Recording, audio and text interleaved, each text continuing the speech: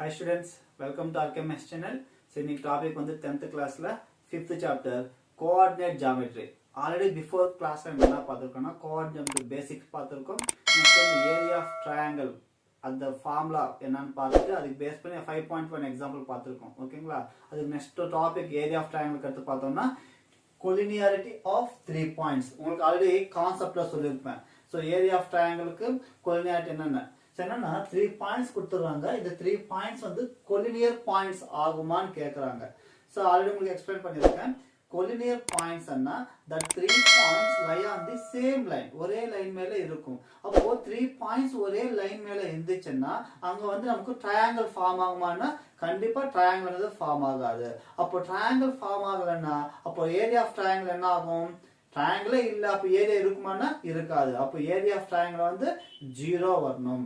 இப்போ நம்ம என்ன பண்ணனும்னா எக்ஸாம்பிள் 5.2 3 பாயிண்ட்ஸ் கொடுத்திருக்காங்க. P Q R என்ற 3 பாயிண்ட்ஸ் கொடுத்திருக்காங்க.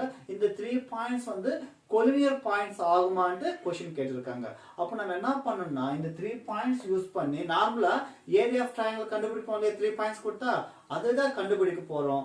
ஆனா ஆன்சர் என்ன வரணும்னா 0 வரணும். சோ ஆன்சர் 0 வந்துச்சுன்னா அப்போ ஏரியாவே இல்லன்னு தான மீனிங். அப்போ ஏரியா இல்லனா கண்டிப்பா என்ன மீனிங் அப்போ the 3 points lie on the same line. அப்போ 3 points lie on the same line னா கண்டிப்பா அது வந்து collinear points ஆகும்னு சொல்லிடலாம். சப்போஸ் 0 வரலனா அப்ப அந்த 3 பாயிண்ட்ஸ் வந்து collinear points கிடையாதுன்னு சொல்லிடலாம். புரியுதுங்களா? சோ பார்க்கலாமா? சோ வாங்க பார்க்கலாம். So first given points P of -1.5, 3, Q of 6, -2 and R of -3, 4. So 3 points நமக்கு தெரியும். என்ன இது? x1 y1. So x2 y2. So x3 y3. Already நமக்கு தெரியும் இல்லையா? எஸ். சோ இப்படி இல்லாம நான் ஆல்ரெடி உங்களுக்கு சொல்லிருப்பேன். நீட்டா எழுதிக்கலாம். ஏன்னா கன்ஃபியூஷன் ஆகக்கூடாது. அதனால நீட்டா எழுதிக்கலாம். So x1 y1 x2 y2 x3 y3 x1 y1 னா ஃபர்ஸ்ட் பாயிண்ட் தானே. அப்ப என்ன -1.5 y1 வந்து 3 ஆகும். சோ x2 y2 னா 6 -2. இங்க 6, -2 இங்க 6 y2 வந்து -2. சோ x3 y3 வந்து -3 ஆகும். y3 வந்து 4 ஆகும். சோ இப்போ என்ன பண்ண போறோம்? இப்போ ஏரியா ஆஃப் ட்ரையாங்கிள் கண்டுபிடிக்க போறோம்.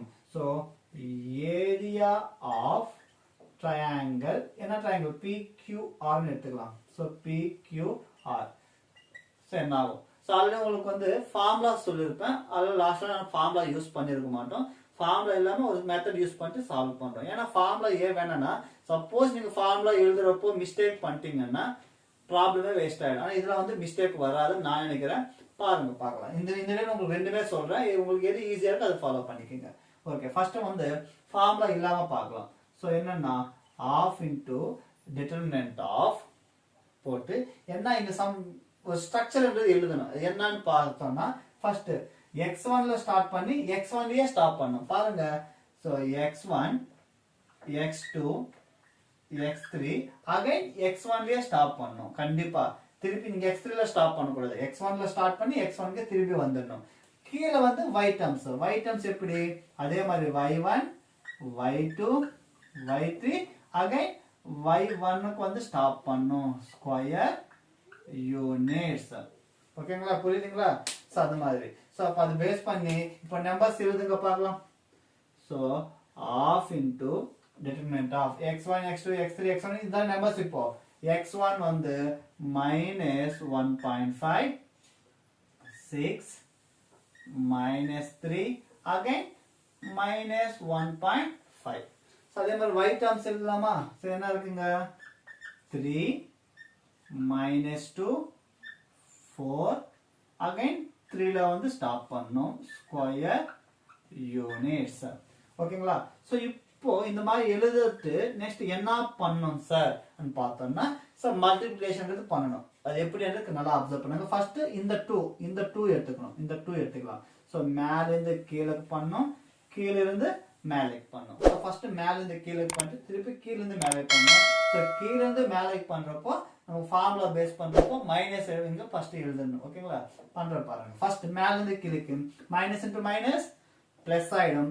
1.5 into 2 தான் ஆன்சர். 1.5 into 2 அண்ணா 3 தானே 15 2 is 30 இங்க பாயிண்ட் இருக்கிறதால ஒரு போச்சுனா 3 ஆகும் சோ சிம்பிளா 1.5 plus 1.5 னா 3 ஆகும் அப்போ மல்டிப்ளை பண்ணா அது என்ன ஆகும்னா 3 ஆகும் ஓகேங்களா அப்போ minus into minus plus 1.5 2 is 3 next கீழ இருந்து மேல போணுமா கண்டிப்பா ஃபர்ஸ்ட் மல்டிப்ளை பண்ணாத முன்னாடி ஃபர்ஸ்ட் மைனஸ் வச்சிடுங்க ஃபர்ஸ்ட் என்ன பண்றீங்க மைனஸ் வச்சிடுங்க அப்போ 3 6 hours 18 so first one completed next என்ன பண்றீங்க plus next second என்னன்னா இந்த ரெண்டும் இப்போ இந்த ரெண்டும் இந்த குரூப் பண்றோம் அப்ப அதே மாதிரி ஃபர்ஸ்ட் மேல இருந்து கீழே பண்ணலாமா அப்போ 6 4 hours 6 4 hours 24 next கீழ இருந்து மேல பண்ணனும் கீழ இருந்து மேல பண்றப்ப ஆல்ரெடி என்ன வரும் நமக்கு மைனஸ் வெச்சணும் ஓகேவா இப்போ இங்க பார்த்தா ஆல்ரெடி இங்க ஒரு மைனஸ் இருக்கு இங்க ஒரு மைனஸ் அப்ப மைனஸ் into மைனஸ் என்ன ஆகும் பிளஸ் ஆயிடும்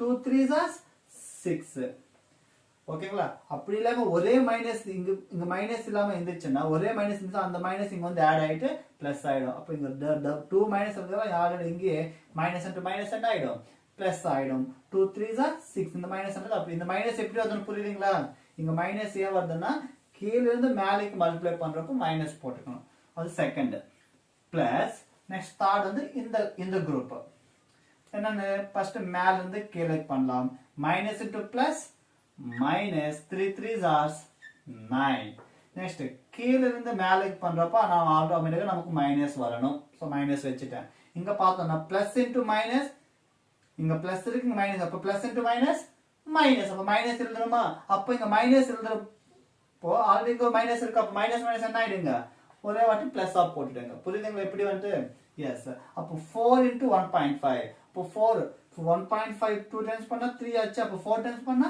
6 ஆகும் அவ்வளவுதான் டிட்டர்மினன்ட் க்ளோஸ் ஸ்கொயர் யூனிட்ஸ் இப்போ இது சிம்பிளை பண்ணா இது மாதிரி எழுதிட்டு இந்த ஸ்ட்ரக்சர்ல எழுதிட்டு இந்த மல்டிப்ளை மட்டும் கரெக்ட்டா பண்ணிட்டா போதும் மிச்சம் எல்லாமே ஈஸியா பண்ணுது ஏன்னா ஃபார்முலா நமக்கு ஞாபகம் வச்சு திருப்பி ஃபார்முலா சொல்றேன் பாருங்க உங்களுக்கு so half into determinant of -18 plus 3 என்ன -15 24 ல 6 போச்சுன்னா 18 18 க்கு என்ன இருக்கு பிளஸ் இருக்குதுல சோ பிளஸ் 18 நெக்ஸ்ட் -9 ல 6 போச்சுன்னா -3 ஆகும் அப்ப பிளஸ் into மைனஸ் -3 ஓகேங்களா so square units so next பாருங்க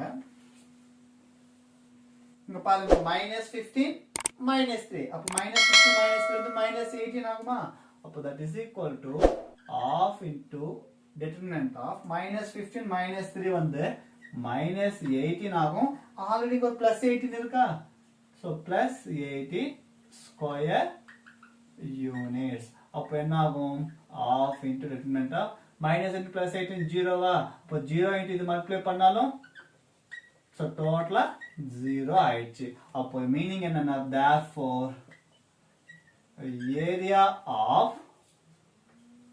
triangle so area of triangle என்ன ஆயிடுச்சு நமக்கு 0 அப்ப ஏரியா ட்ரையாங்கிள் ஃபார்ம் ஆகாது ஏனா ஏரியாவே இல்லையா ட்ரையாங்கிள் ஃபார்ம் ஆச்சுனா ஏரியா இருக்கும் அப்போ ஏரியா வந்து 0 ஆயிடுச்சுனா அப்ப வந்து ட்ரையாங்கிள் ஃபார்ம் ஆகுது அப்போ ட்ரையாங்கிளே ஃபார்ம் ஆகணும்னா கண்டிப்பா the given points are lie on the same line புரியுதுங்களா அப்போ ஏரியா ஆஃப் ட்ரையாங்கிள் 0 ஆச்சுனா therefore என்ன கம்ப்ளீட் பண்ணனும்னா therefore the given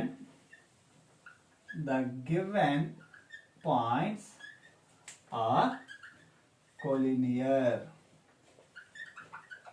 இப்போ வந்து கம்ப்ளீட் பண்ணிடலாம் சோ புரிஞ்சுதுங்களா சரிதான் ஃபார்முலா யூஸ் பண்ணாம கண்டுபிடிக்கிறது ஓகேங்களா ஏரியா ஆஃப் ட்ரையாங்கிள் சொன்னாலும் இதே மெத்தட் தான் பண்ண போறோம் கொலினியர் ஆகுமா ஆகாதனாலும் இதே தான் கண்டுபிடிக்க போறோம் என்ன டிஃபரன்ஸ்னா ஏரியா ஆஃப் ட்ரையாங்கிள் கண்டுபிடிக்க சொன்னாங்கன்னா சம் ஆன்சர் கிடைக்கும் ஓகேங்களா அங்க 0 வந்துச்சுல அந்த பிளஸ் சம் ஆன்சர் கிடைக்கும் கொலினியர் பாயிண்ட்ஸ் ஆகுமா ஆகாதுன்னு கண்டுபிடிக்கணுமா சேம் அதே ப்ராசஸ் தான் பண்ணோம் ஆனா ஆன்சர் கண்டிப்பா என்ன வரும் 0 வரும் ஆன்சர் கண்டிப்பா 0 வந்துச்சுன்னா அது கொலினியர் பாயிண்ட்ஸ் னு சொல்லுவோம் வரலனா இல்ல அதுக்கு கொலினியர் பாயிண்ட்ஸ் கிடையாதுன்னு சொல்ல போறோம் அவ்வளவுதான் சோ ஓகே இப்போ இங்க இருந்து பாத்துக்கங்க சோ இப்போ என்னன்னா சோ இது ஃபார்முலா யூஸ் பண்ணாம பண்ணது இல்லையா சோ ஃபார்முலா யூஸ் பண்ணா எப்படி இருக்கும்னு பாருங்க so area of triangle formula என்னன்னா half into determinant of x1 into y2 minus y3 plus x2 into y3 minus y1 plus so இது மாதிரி கொஞ்சம் கன்ஃபியூஷன் ஆயிடும். so x3 into y1 minus y2 so square units இருக்கும். so இந்த formula கரெக்டா எழுதி பண்ணா இதுவும் ஈஸி தான். ஏன்னா சம்டைம்ஸ் பசங்க ஃபார்முலா வந்து மிஸ் பண்ணிடுவாங்க. அதனால தான் நான் இந்த மாதிரி இது வந்து ஒரு ஸ்ட்ரக்சர் எழுதுறது தானே. so x1 ல ஸ்டார்ட் பண்ணோம், x1 ல திருப்பி எண்ட் பண்ணோம். so y1 y2 y3 again y1 எழுதிட்டு இந்த மல்டிப்ளிகேஷன் கரெக்டா பண்ணா போதும். இந்த மைனஸ் பிளஸ்ல பாத்துக்கணும். so இது பாருங்க.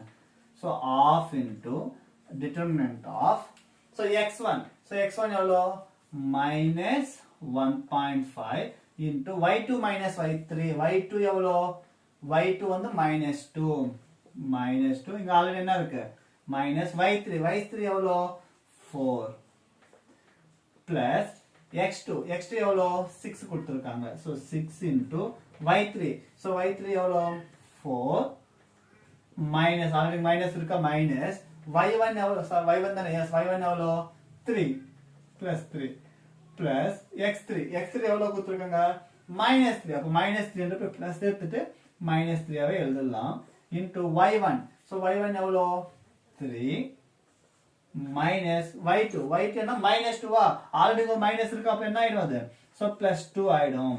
so இது மாதிரி கொஞ்சம் சப்ஸ்டிட்யூட் கரெக்ட்டா பண்ணனும். அப்ப பார்த்தோம்னா half into determinant of minus 1.5 into -2 -4 so -6 ஆகும். plus 6 into 4 ல 3 போச்சுன்னா 1 again -3 into 3 plus 2 5 ஆகும்.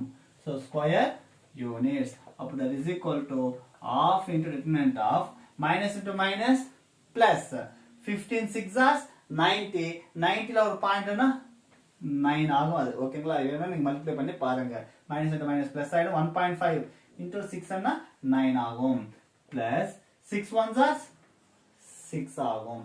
6 ones are 6. இங்க minus into plus minus 3 5s are 15 square units.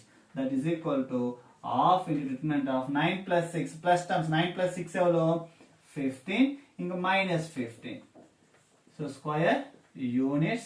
அப்போ plus 15 minus 15 0 தானே. அப்போ 0 into half மல்டிப்ளை பண்ணா டோட்டல் 0 வந்துச்சா. so எப்படி பண்ணாலும் கண்டிப்பா அந்த ஏரியான்றது என்ன ஆச்சு இங்கேயும் 0 தான் ஆச்சு. ஆனா இங்க கொஞ்சம் டிஃபரெண்டா வரும். இங்க -18 plus 18 வந்துச்சு. ஏன்னா இந்த மாடல்ல யூஸ் பண்ணா so இது வந்து ஃபார்முலா யூஸ் பண்ணோம்னா இந்த மாடல்ல கிடைக்கும். so 15 minus 15 அதுவும் 0 தான். கண்டிப்பா ஆன்சர் சேமா தான் வரும். ஆனா ஃபார்முலா யூஸ் பண்ணா இப்படி இருக்கும். ஏன்னா ஃபார்முலா வந்து கரெக்டா எழுதி பண்றேன் ஃபார்முலா எனக்கு ஞாபகம் நல்லா இருக்குன்னா நீங்க இதே யூஸ் பண்ணிக்கலாம். இல்ல இது மாதிரி ஸ்ட்ரக்சர் காமன். ஏன்னா இப்போ இது மெத்தட் ஏன் சொல்லி கொடுப்பேன்னா நெக்ஸ்ட் ஏரியா ஆஃப் குவாட்ரிலேட்டர் வரும் இல்லையா. ஸோ அதுக்கு வந்து இதுவும் கொஞ்சம் யூஸ்ஃபுல்லா இருக்கும். இதே மெத்தட் தான் பண்ண போறோம். இன்னொன்னு எக்ஸ்ட்ரா வரும் அவ்வளவுதான். ஓகேங்களா? ஸோ அதான் நெக்ஸ்ட் அந்த டாபிக் வரப்போ பார்க்கலாம். ஸோ இது என்னன்னா கொலினியாரிட்டி எப்படி கொலினியாரிட்டி கண்டுபிடிக்கிறதுக்காக ஒரு பாயிண்ட். ஓகேங்களா? ஸோ ஓகே இந்த வீடியோ உங்களுக்கு பிடிச்சிருந்தா லைக் பண்ணுங்க, கமெண்ட் பண்ணுங்க, ஷேர் பண்ணுங்க. நம்ம சேனலை சப்ஸ்கிரைப் பண்ணாங்க இதை சப்ஸ்கிரைப் பண்ணுங்க, சப்போர்ட் பண்ணுங்க. தேங்க்யூ.